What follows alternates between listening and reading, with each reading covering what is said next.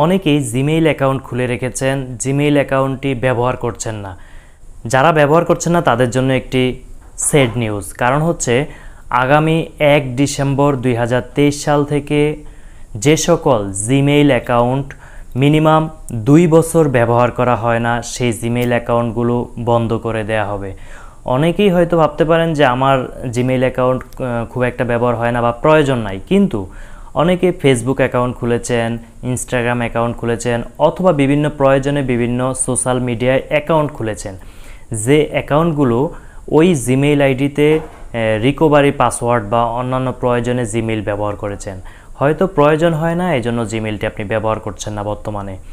যখন আপনার ফেসবুক বা ইউটিউব অথবা অন্যান্য সোশ্যাল মিডিয়াতে সমস্যা হবে, তখন কিন্তু আবার ওই জিমেইল অ্যাকাউন্টে রিকভারি পাসওয়ার্ড যাবে। তখন আপনার জিমেইলটি যদি ডিস্ট্রয় হয়ে যায় বা নষ্ট হয়ে যায় বা বন্ধ হয়ে যায়, তখন আপনি কিন্তু সেই ফেসবুক অ্যাকাউন্টকে পুনরুদ্ধার করতে পারবেন না।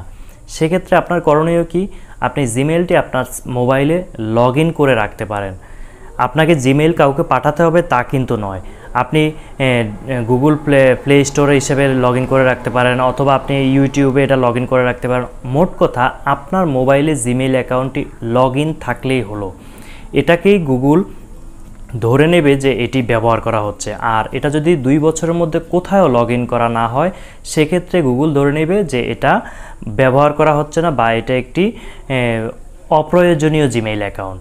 আশা করি বুঝতে সক্ষম হয়েছেন। যাদের জিমেইল অ্যাকাউন্ট রয়েছে বিভিন্ন প্রয়োজনে খুলে বন্ধ রেখেছেন, ব্যবহার করছেন না, হয়তো প্রয়োজন হলে ব্যবহার করবেন এরকম ভাবছেন, মিনিমাম 2 বছর যদি বন্ধ হয়ে থাকে, আপনি আপনার মোবাইলে এটি লগ ইন করে রাখতে পারেন। আশা করি বুঝতে সক্ষম হয়েছেন। আমাদের সাথে থাকার জন্য অসংখ্য ধন্যবাদ। আল্লাহ হাফেজ।